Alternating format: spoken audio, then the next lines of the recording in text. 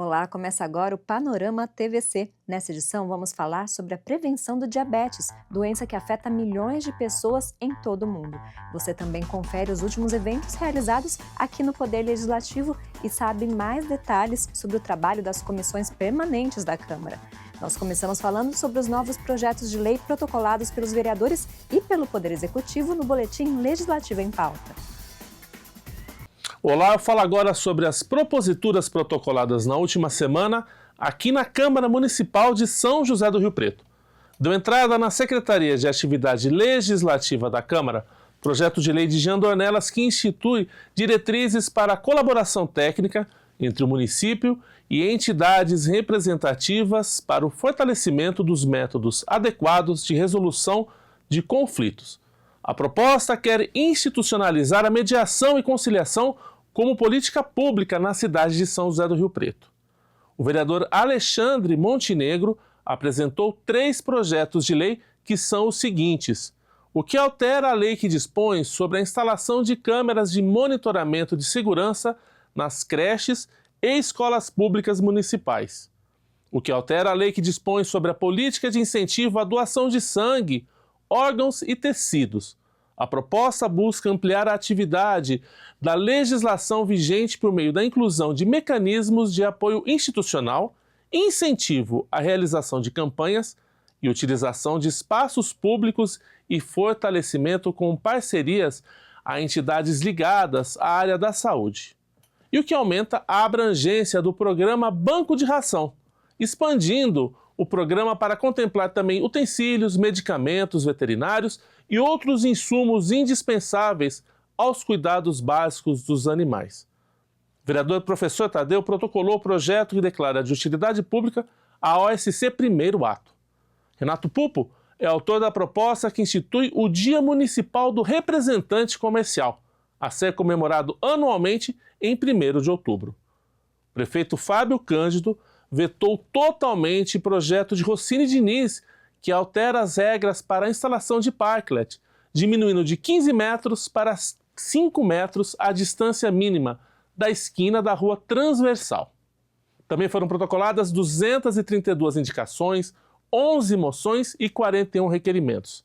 Saiba mais sobre os projetos em tramitação na Câmara de Rio Preto no site www.riopreto.leg.br em nossa programação. Confira agora o que foi aprovado pelos vereadores durante a 21ª sessão ordinária de 2026. Os vereadores aprovaram 9 projetos na ordem do dia da 21ª sessão ordinária do ano.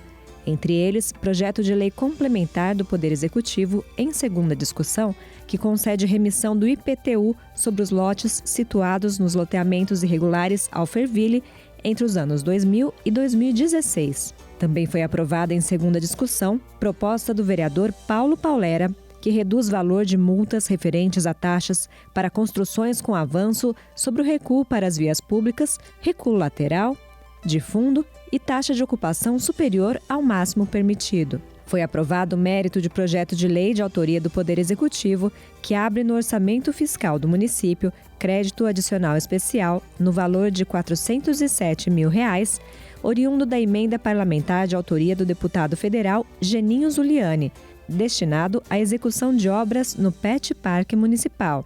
Proposta do vereador Eduardo Tedeschi, subscrita por Clebinho Kizumba, que institui o Dia da Consciência Educacional no município, foi outro projeto aprovado no mérito nesta sessão. 3 projetos de lei do vereador Alexandre Montenegro tiveram a legalidade aprovada.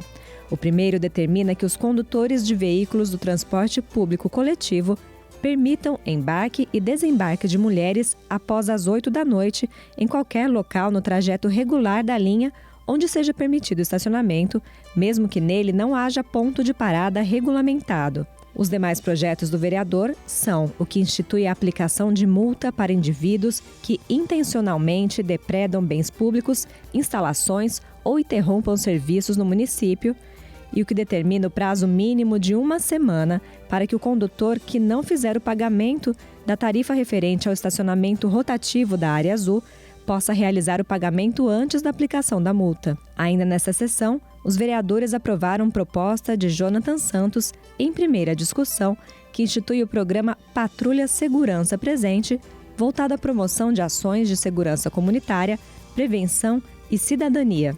Por fim, os vereadores votaram favoráveis à legalidade de projeto de autoria do vereador Clebinho Kizumba, que inclui o evento Pink Run no calendário oficial do município. Todos os projetos podem ser consultados no site da Câmara Municipal. E o Plano Municipal de Cultura e o repasse para a área foram temas debatidos em audiência pública aqui na Câmara. O secretário não falou em prazos e a comissão exigiu definição. A Comissão Permanente de Cultura realizou audiência pública com participação do secretário municipal de Cultura, Eric Soares, e a presidente do Conselho Municipal de Cultura, Elis Borer. A pauta trazia assuntos como o aporte de R$ 3 milhões para a secretaria e a votação do Plano Municipal de Cultura, elaborado em agosto do ano passado durante a Conferência Municipal de Cultura. Eric Soares argumentou que o plano está em análise pela Procuradoria-Geral do município para acertos e deve ser enviado ao Poder Legislativo em breve. Em reunião anterior, Soares afirmou que o plano seria entregue ao Legislativo até o final de maio. O Plano Municipal de Cultura, nobre vereador João Paulo Rilo, a gente tem um olhar para ele no sentido que estamos trabalhando, já tem um grupo de trabalho, que ele precisa vir para essa casa, quando ele vier para essa casa, que ele seja com possibilidades de aprovação imediata, não que seja postergado esse plano para discussões. Então, estamos trabalhando juntamente com a Procuradoria, tem termos que a gente precisa corrigir, como eu coloquei aqui para o senhor. A primeira versão, quando a gente recebeu o Plano Municipal de Cultura, já de primeiro momento que a gente viu, eles abriam mão do Centro Cultural de Jorge Daúde Simão, dizendo que é um trem fantasma. Então, quando a relação do Plano Municipal de Cultura, quando chegar para essa casa, tenho certeza absoluta que será aprovado por unanimidade. A presidente do Conselho, entretanto, pediu que o plano seja enviado à Câmara o quanto antes. Eu acho muito importante que esse plano seja enviado. Não sei qual será o caminho, se a Secretaria vai se comprometer de enviar mesmo. O Eric, já peço aqui um compromisso da sua parte com o envio desse plano. A resposta que a gente teve sempre foi que estava na PGM, a PGM demorou, postergou para enviar para a Secretaria, agora já está na Secretaria já há um bom tempo também, já daria tempo de ter revisto. Aliás, eu não sei se precisa ser revisto, porque tudo que está ali foi deliberado em conferência, e a conferência ela é soberana, ou deveria ser, né?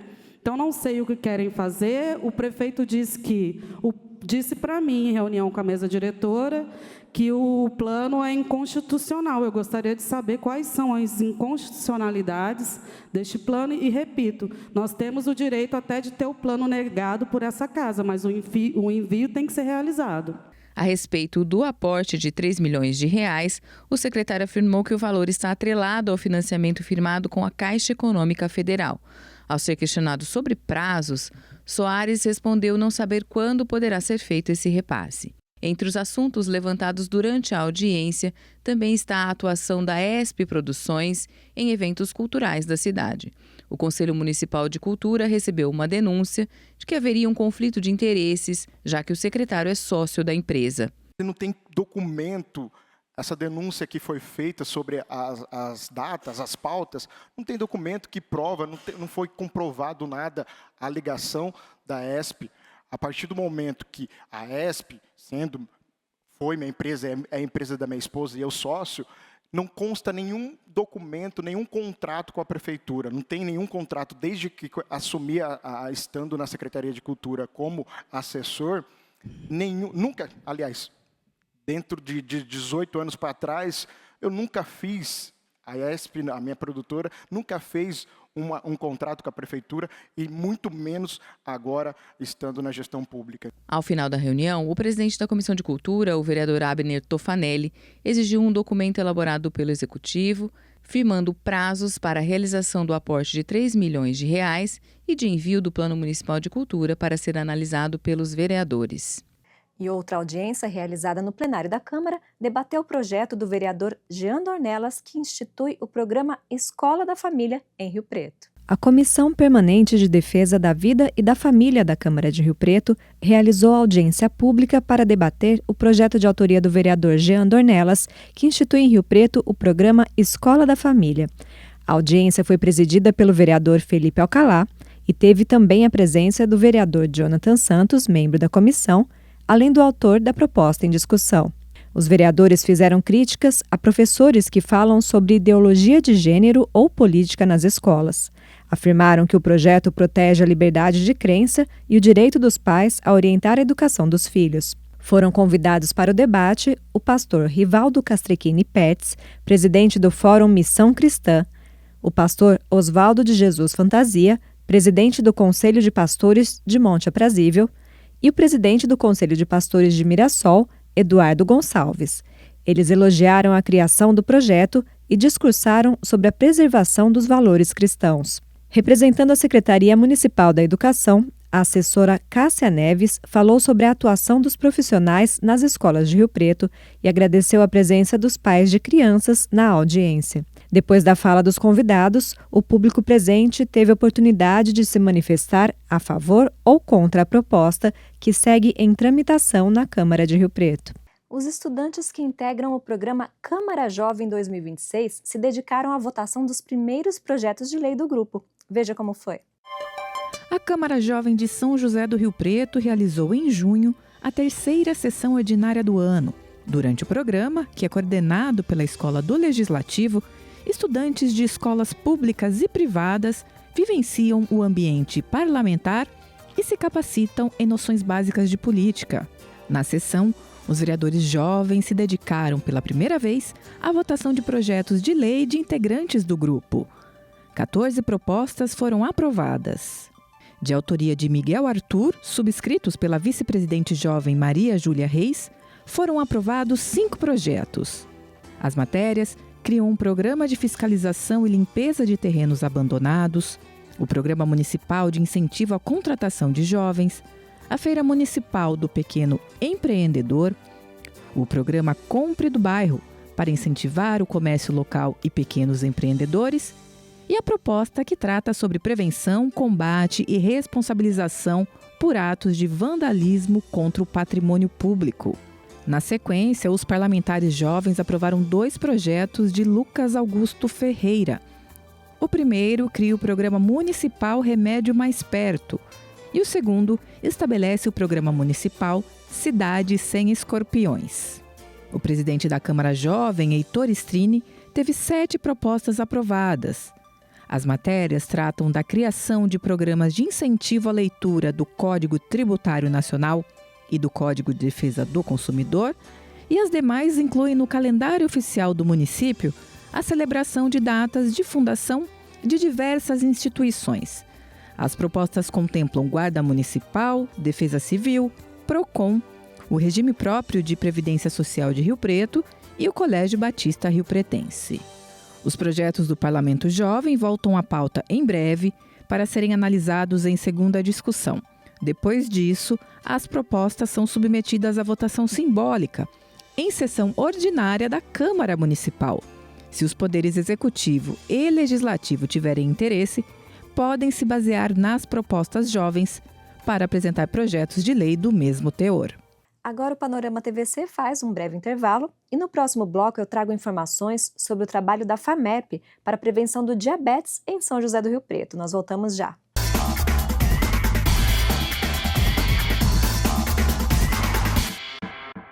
Quando alguém doa sangue, muita coisa começa a se mover. Por isso, hoje não falamos banco de sangue, falamos em rede. Uma rede que conecta cuidado, solidariedade, tecnologia, profissionais de saúde e milhares de vidas todos os dias. E nessa rede, você ajuda muito mais do que imagina. Mulheres podem doar até 3 vezes por ano, homens até 4. Uma única doação já pode salvar várias vidas, mas quem doa regularmente ajuda histórias a continuarem todos os dias. É um gesto simples, rápido, mas que pode significar mais tempo, mais encontros e mais futuros. Porque quando a gente estende o braço, outra vida continua. Doar sangue regularmente é escrever novas histórias. Procure o Hemocentro mais próximo e faça parte dessa rede. Ministério da Saúde, Brasil, do lado do povo brasileiro.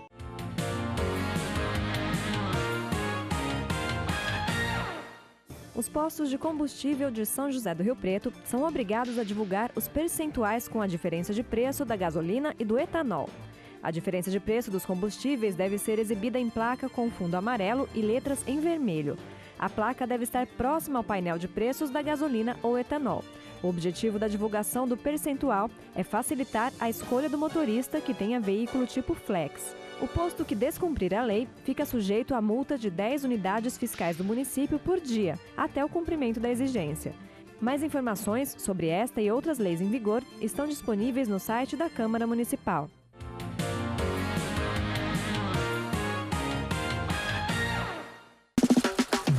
Um em cada 4 estudantes brasileiros já vive a rotina da escola em tempo integral. É o dia cheio do jeito que eles gostam. O dia inteiro vira tempo para aprender mais, fazer arte e desenvolver conhecimento. E de jogar bola também, né? Com alimentação garantida e acompanhamento o tempo todo, pais e mães trabalham mais tranquilos. A meninada tá segura na escola. A gente fica bem mais tranquila, sabe? Com o trabalho do governo do Brasil, saltamos de 17% para 91% dos municípios com políticas de educação em tempo integral em todo o Brasil. São mais vagas e oportunidades para quem mais precisa. É o dia todo aprendendo e um futuro novinho pela frente. Bora estudar? Procure a rede de ensino e faça a matrícula. Ministério da Educação, Governo do Brasil. Do lado do estudante, do lado do povo brasileiro. Para que o SUS siga do jeito que é, existem alguns princípios básicos. São as raízes para que ele possa crescer. Essa é uma pergunta fundamental. Quais são os princípios do SUS? Os 3 principais são a universalidade, a equidade e a integralidade. Um SUS universal significa saúde para todos. Não importa a origem, a raça, a orientação sexual, a idade. Até mesmo estrangeiros no Brasil têm direito à saúde pública gratuita. E a equidade? Ela é o que garante que todos estejam em pé de igualdade. Necessidades urgentes precisam ter atenção especial. E, por fim, a integralidade. Enxergar a saúde como um todo. Prevenção e cuidado em todas as esferas. Além desses princípios básicos, existem ainda os que regem a organização. Bases firmes para que o SUS cresça na direção certa e possa cuidar de todos. Você sabe qual é o animal mais perigoso do mundo?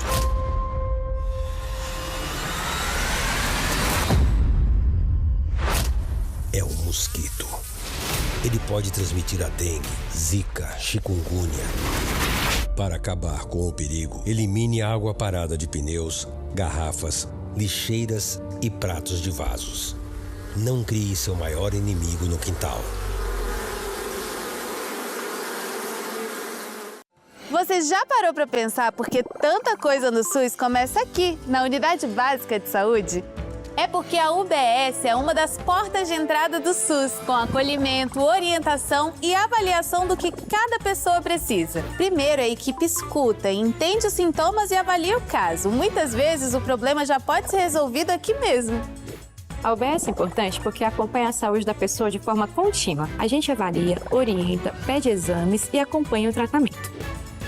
Se for identificado que o paciente precisa de um especialista, eu faço o encaminhamento de acordo com a necessidade dele. E esse cuidado anda mais rápido com o Agora Tem Especialistas, que amplia o acesso a consultas, exames e cirurgias especializadas no SUS. Ou seja, começar pela UBS é começar pelo lugar certo. Isso é SUS. Viva o SUS! Ministério da Saúde, Brasil, do lado do povo brasileiro.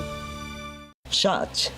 Eu tô com dor de cabeça, fraqueza, febre, dor nos olhos, nas articulações. O que é que eu faço? Esses são os principais sintomas da dengue, zika e chikungunya. Procure uma unidade de saúde. Contra o mosquito, todos do mesmo lado. Ministério da Saúde, Governo do Brasil, do lado do povo brasileiro.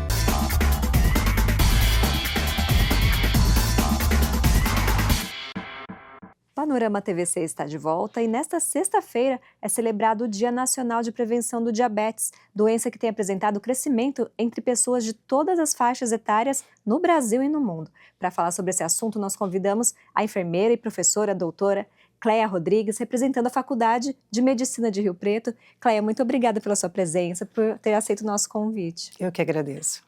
Bom, nós acompanhamos, então, a sua fala na última sessão ordinária aqui na Câmara de Rio Preto e a senhora veio fazer um alerta aqui para toda a população sobre essa doença que atinge pessoas de todas as idades, principalmente a partir aí dos 20 anos, uma idade que as pessoas estão mais produtivas, mas estão sofrendo com os problemas, as consequências do diabetes. Gostaria que a senhora começasse falando, então, por que é importante a gente trazer esse assunto, né? Um número muito grande de pessoas afetadas no mundo todo.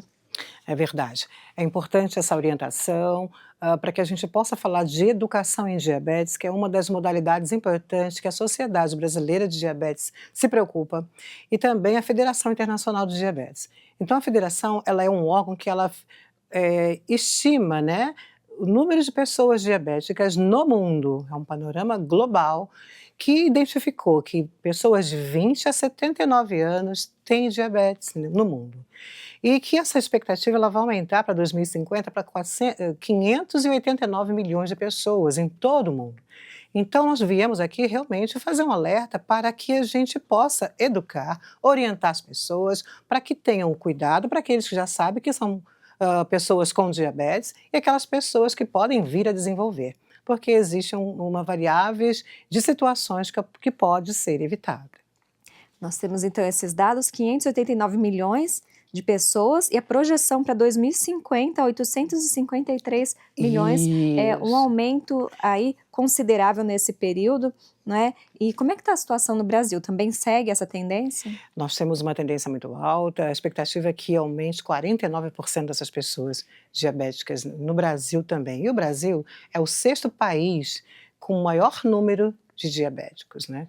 E o que é importante para nós? Falar em educação e prevenção, mesmo para aquelas pessoas sabidamente diabéticas, para que se cuidem melhor, e aquelas pessoas que podem vir a adquirir, porque parece algo assim estranho falar, mas o diabetes tipo 2 é um tipo de diabetes que pode ser adquirida com alguns hábitos errôneos, né?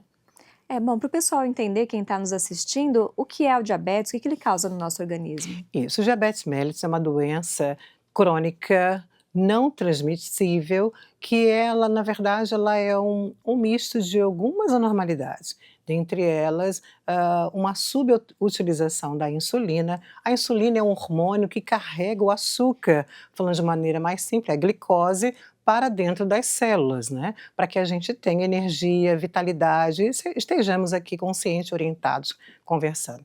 Então, tem 2 tipos de diabetes. Tipo 1 é aquela pessoa que nasce com uma deficiência de produção desse hormônio, que é a insulina, e ela necessita fazer o uso injetável dessa insulina para sobreviver. Né? Sem esse hormônio, sem a glicose no nosso organismo, nós não sobreviveríamos. Né? Então, 5% da população mundial são portadoras do tipo 1, enquanto que a maioria, 95%, são pessoas portadoras do tipo 2. O tipo 2, a pessoa produz a insulina no seu pâncreas, que é o órgão que produz esse hormônio, né? Mas ela produz de uma forma menor. Então não consegue fazer toda a utilização, há uma subutilização. Então não consegue carregar essa glicose para dentro das células. O que é importante essa glicose, esse açúcar? De uma forma simples para quem está nos assistindo. Essa glicose, ela permeia todas as funções do nosso organismo, para que a gente consiga pensar, falar, respirar e conseguir viver. Sem essa glicose no nosso organismo, a gente não sobreviveria, né? Então, mas aquilo que as vozes, os nossos pais sempre falaram, tudo em excesso faz mal. Então, no tipo 2, como esse hormônio não consegue levar para dentro das células, ficam em excesso na corrente sanguínea. Aí está o problema, porque esse excesso desse açúcar dentro do nosso sangue, né, ela vai levar a complicações nos vasos, todos os vasos do nosso sistema, da cabeça aos pés, grandes vasos e pequenos vasos. E também a diabetes não é só o problema da glicose, também tem a gordura, as proteínas e a glicose. São 3 elementos importantes. Então, eu preciso fracionar minha dieta, não exagerar no carboidrato, na gordura, no açúcar, para que a gente se mantenha de uma forma adequada, para que a gente não desenvolva problemas graves com o diabetes. Quando a gente fala desses problemas, né, podem ir até a amputação de membros, né, causa várias consequências. Esse é o problema. Então, como eu falei, que nós precisamos do açúcar no nosso corpo, que ela é importante para várias funções cerebrais, cardiovasculares, nosso músculo, né? Então, o excesso dessa glicose, desse açúcar, vai causar problema de cegueira adquirida, vai causar problema no coração, levando infartos. E uma coisa importante, os infartos são imperceptíveis sem dor, porque o excesso da glicose ela vai causar um problema nos nossos nervos, então toda sensação dolorosa ela fica imperceptível. Então, geralmente o infarto acontece sem dor, e a pessoa não sabe que está infartando. Outro problema é que, como vai causar problema nos nervos, pode causar amputações de dedos de pés, de pé, pernas. Outra coisa importante é que também vai causar lesão no nosso rim e as pessoas vão perder a função renal. Então, precisa fazer tratamento hemodialítico ou dialítico, né? Então, ela é uma doença muito grave, ela é uma doença silenciosa, porque ela vai agredindo o nosso organismo sem nenhum sinal visível, não é? Então, é importante que a gente esclareça a população, que a gente não é assustar as pessoas, alarmar, é falar que tem cuidado, que a gente pode prevenir. Então, no tipo 2, aquela pessoa que ela não faz o exercício, ela come de forma inadequada, faz uso exagerado de gorduras, de glicose, de carboidratos, de açúcar, e aí vai causando esse impacto no organismo. Então, ela pode ficar obesa. Essa gordura na cintura é o grande problema, porque aí impede que esse hormônio, que é pouquinho ainda no tipo 2, né, que carregue toda essa glicose para dentro das células. Então, aí é o problema. Então, se eu tenho um hábito de vida mais saudável, com uma alimentação, fazendo uma caminhada, aqueles que podem caminhar, né? Algumas pessoas têm restrição, mas fazer um exercício leve, isso impede que a gente adquira essa gordura aqui, ó, que é ponderal na cintura, né? Para evitar essa diabetes do tipo 2. Uhum. Bom, a senhora falou aí de consequências mais graves, né, de quem tem já a doença num estágio mais avançado, mas como a senhora falou também, com hábitos de vida é possível controlar e ter uma vida normal. Sim. Uma coisa importante falar é que o diabético, tanto tipo 1, tipo 2, se ele tiver um controle, se ele tiver uma educação, autoeducação, cuidado com a sua saúde, ele vai viver bem a vida toda, ele não vai ter problemas, né? Os problemas vão acontecer com todos nós que não temos diabetes também, né? Mas aquelas pessoas sabidamente diabéticas, elas têm um autocontrole, então essas complicações talvez nem aconteçam, porque elas vão acontecer se tiver um hábito inadequado depois de 10 a 15 anos da doença, né? Então é importante a prevenção. Eu falo para os meus pacientes que a gente cuida no ambulatório, lá no hospital de base, né? E quando a gente faz captação de rua, rastreio de rua, fazendo extensão, eu sempre falo, pode comer de tudo, desde que seja fracionado, não pode ser exagerado. Tem um pedaço de bolo, em vez de comer um pedaço de bolo, corta ele em pedaços menores, come um pedacinho, aí no outro dia como mais um pedacinho. Eu sei que é difícil falar, porque o que mais, falar uma coisa mais técnica, o que mais a gente tem de dificuldade é a adesão ao tratamento. Por quê? O açúcar é gostoso, não é? É difícil ficar sem açúcar, né? Então as pessoas acabam abusando um pouquinho mais. Mas se seguir a orientação do médico, do enfermeiro que faz a educação e a orientação, ele vai viver bem, saudável, tranquilamente. Mas precisa de um controle. Eu sei que é difícil, mas a gente tem umas técnicas que a gente faz com os pacientes, a gente faz um combinado com eles, né? Fazendo toda essa orientação e falando a verdade. Nós fizemos um trabalho na faculdade, onde nós mostramos que a maioria das pessoas não sabiam dessas complicações tão graves. Então, elas realmente não tinham um autocontrole. A partir do momento que você fala com cuidado, com carinho, o que pode acontecer, para que elas tenham cuidado com a sua saúde, as pessoas vão se educando, vão guardando, aprendendo conhecimento e cuidando da sua saúde. Então, é importante falar, não é alarmar, não é assustar, mas é educar, para que a gente possa viver bem, porque todos têm que viver, precisam viver com qualidade de vida. Então a gente está aqui para isso, para falar que todo mundo pode viver muito bem, com qualidade, se cuidando, né? E aquelas pessoas não desenvolvendo com hábitos não saudáveis. Esse é o nosso objetivo. Bom, e a Faculdade de Medicina de Rio Preto faz então essas orientações e neste mês de junho reforça, né, esse cuidado aí com as pessoas atendidas. Isso, lá na faculdade nós temos vários núcleos de pesquisa, várias equipes, tem equipe médica, tem nós da enfermagem, que nós fazemos extensões de rua. Essas extensões de rua nós vamos ali no terminal, no Bom Prato, e ontem nós fizemos ali no shopping do HB. Qual é a importância? Fizemos também lá no Beracá, fizemos o rastreio também, né? Então, qual é a orientação da gente ir para a rua, para orientar a população? Porque, só para falar uma coisa também importante, a maioria das pessoas que são diabéticos do tipo 2 não tem o diagnóstico definido ainda. Então, descobre quando tem uma feridinha no pé. Quando tem a feridinha no pé, já é tarde, porque já aconteceu a complicação. Então, nós vamos para a rua para rastrear, para detectar precocemente essas pessoas. E nós, quando a gente detecta que tem uma glicemia alterada, aí fala, já vai na rua, ele já almoçou, tomou café. Sim, nós temos parâmetros, né? Depois de alimentação, nós temos um parâmetro de até 160 é normal. Tá? Não é o de jejum, que é até 100, né? Então, a gente faz o rastreio para encaminhar para as unidades básicas de saúde e realmente verificar e confirmar. Porque esse exame de glicemia capilar é feito um diagnóstico, assim, não tão preciso, né? Então precisa confirmar com exames mais fidedignos. Eu quero dizer, ele não é um exame errôneo, não é isso. Estou dizendo que uma picadinha, um exame único, não fecha um diagnóstico. Então, precisa investigar com outros exames no sangue, tá? Então, hemoglobina glicada, então precisa confirmar os dados. Então, é uma orientação. Ele já indo lá e detectando se tem ou não, a gente já ganhou o dia, porque é importante fazer essa caminhada até a unidade básica de saúde para fazer uma investigação melhor. Então, quando a FAMERP vai para a rua, quando a FAMERP faz o trabalho, é para a gente detectar o problema, rastrear as pessoas e encaminhar precocemente para tratamento ou diagnóstico definitivo para começar um tratamento e evitar as cegueiras, amputações, as perdas, né, a qualidade de vida das pessoas. Né? Então, a gente quer contribuir para a qualidade das pessoas, que todos possam, né? E nós merecemos viver bem com qualidade, todos nós, né?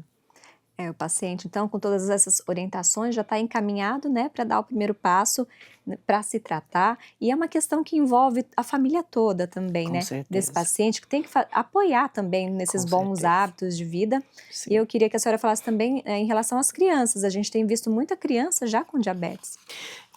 Na verdade, tipo 1 é o tipo de diabetes que geralmente ele é hereditário, né? Se tem alguém na família, ele tem uma chance muito grande de desenvolver. Então, geralmente o tipo 1 são crianças diagnosticadas, né, com 8, 7, 15, até adolescentes, 17 anos, são diagnosticados. Então, a gente até fala que quando ele é diagnosticado precocemente, tipo 1, ele sabe do diagnóstico, ele se cuida mais. Agora, se eu desenvolver o diabetes, eu não sei, não fiz exame ainda, já estou com meus 65 anos, vou fazer semana que vem, aí eu descubro, mas aí eu não sabia que eu tinha. Então, para mim, é muito mais complicado. Então, o tipo 1, que já sabe precocemente, ele vai se cuidar, né? Não que o tipo 2, sabidamente, conhecendo o diagnóstico, ele se cuida. Nós temos uma dificuldade da adesão, né? Em todas as doenças, nós temos uma dificuldade de adesão. Mas o que a gente está observando já coisa de 5 anos para trás é que as crianças estão desenvolvendo tipo 2. Isso é gravíssimo, né? Por quê? São aquelas coisas do hábito não saudável. É o fast food, é os lanches, é os refrigerantes. Isso está acontecendo muito mundialmente. E o sedentarismo também, né? Ficar mais nas telas. A obesidade, né? Que é considerado hoje uma doença, tem que ser tratada. Então, nós detectamos mundialmente crianças de 8 anos já com diagnóstico tipo 2.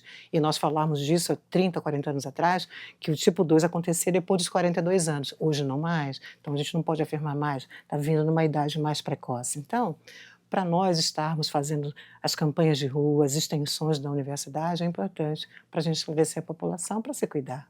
Tá certo. Quem quiser mais informações deve procurar um médico. Qual seria a especialidade, então? Sim, endocrinologista. Tem que procurar uma unidade básica de saúde do seu bairro, mais próximo, para que procure saber, ou quem já faz tratamento e vai no seu médico clínico, pediu um encaminhamento, pediu uma glicemia. Eu preciso fazer uma glicemia, muito tempo que eu não faço. Então é importante que faça anualmente, né, dentro das baterias de exame, para poder detectar qualquer problema. Porque nós temos também a diabetes, a pré-diabetes, né?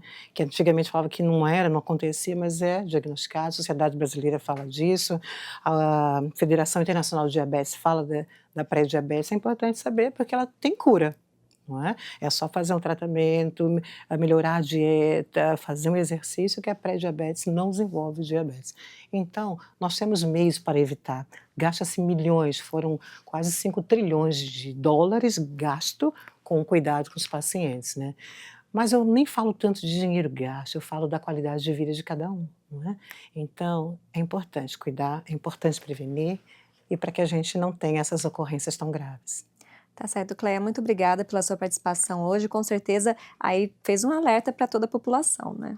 Eu que agradeço e obrigado pela oportunidade. Obrigada.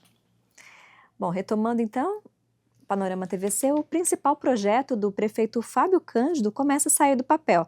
Nesta semana foi assinada a ordem de serviço para início da implantação do Smart Rio Preto. Confira os detalhes. O prefeito de Rio Preto, Coronel Fábio Cândido, assinou a ordem de serviço para início da implantação do projeto Smart Rio Preto. Primeira parceria público-privada do governo, o Smart Rio Preto prevê a substituição de 73 mil pontos de iluminação pública por luminárias de LED, implantação de 3 mil câmeras de monitoramento inteligentes, com reconhecimento facial e leitura de placas, além da modernização de cerca de 300 semáforos, com monitoramento e controle em tempo real, como explicou o prefeito. Nós vamos ter aqui em Rio Preto o mais amplo projeto de cidade inteligente voltado à segurança pública, com 3 módulos, né? Primeiramente, o vídeo monitoramento da cidade, com 3 mil câmeras iniciais dotadas de inteligência artificial. Além disso, nós vamos ter também 350 semáforos inteligentes, dentre esses 40 novos semáforos que vão ser instalados logo no primeiro ano, e a iluminação por LED em toda a cidade de Rio Preto, com mais de 73 mil luminárias de LED, que vai trazer também uma qualidade de iluminação melhor para o município, com uma economia muito importante. Tudo isso, né, congregado num centro de controle operacional que vai ser aqui entre o Paço Municipal, a Prefeitura Municipal e a Câmara de Vereadores, no coração de Rio Preto. Esse centro de controle operacional é que vai fazer toda a gestão tecnológica desse grande projeto. O contrato entre a Prefeitura e o consórcio prevê um investimento de 1 bilhão e 700 milhões de reais em 30 anos, mediante contraprestação pública que vai chegar a cerca de 5 milhões de reais por mês até o fim da concessão. O gestor do contrato do Smart Rio Preto será o secretário de Segurança Pública, que falou sobre o cronograma previsto para a implantação das melhorias. A ordem de serviço que foi dada hoje, ela marca o início, né, dos prazos, e o nosso cronograma ele tem várias etapas, em especial o Centro de Controle Operacional temos 6 meses para terminá-lo. Em 12 meses, os novos 40 semáforos. Em 18 meses, nós temos toda a iluminação pública. E em 36 meses, nós temos todas as câmeras e a modernização do parque semafórico. O representante do consórcio Rio Preto Luz diz que o início da implantação do sistema é imediato e que o primeiro efeito visível à população será a iluminação de LED. Eu entendo que a iluminação, o efeito é imediato. Cada quadra que as lâmpadas antigas de vapor de sódio são substituídas por luminárias de LED, aquela população já percebe esse benefício e, consequentemente, a sensação de segurança. Há algumas etapas anteriores de levantamento de todo o parque de luminárias, os projetos do semafórico, projeto das câmeras, nós já estamos trabalhando. Gostaria de acrescentar também que, além do investimento na substituição das luminárias, implantação das câmeras e substituição e modernização do semafórico, nós faremos também a manutenção de todo esse parque por 30 anos.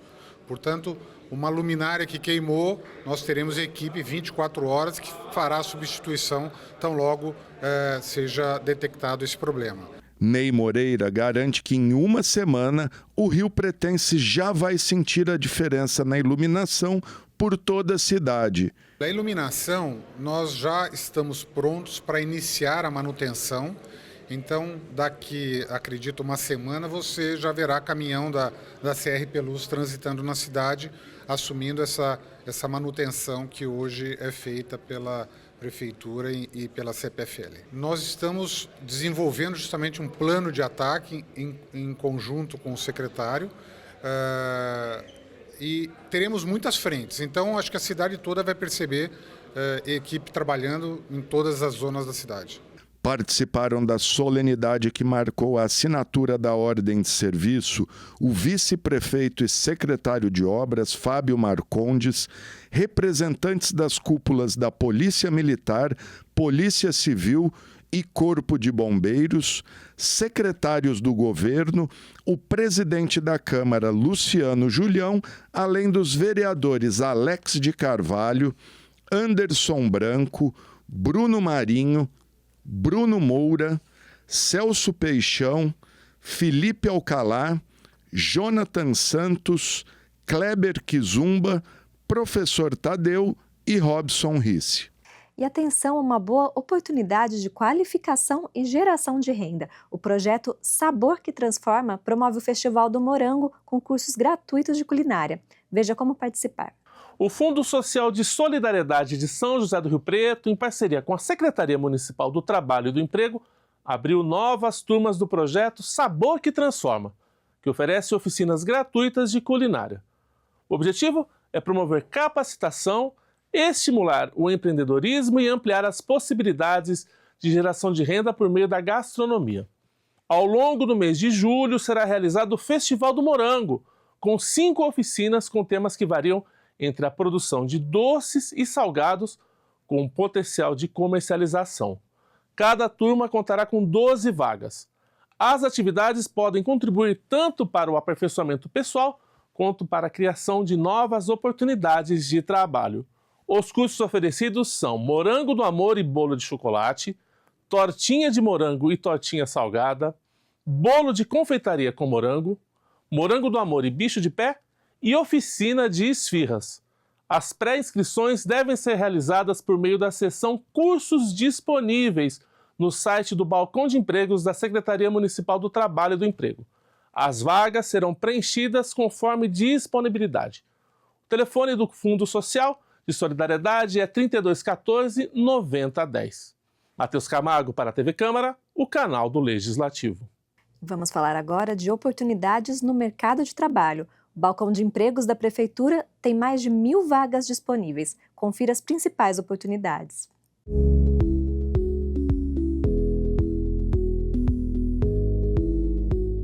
O Balcão de Empregos da Prefeitura de Rio Preto está com mais de 1.000 vagas disponíveis.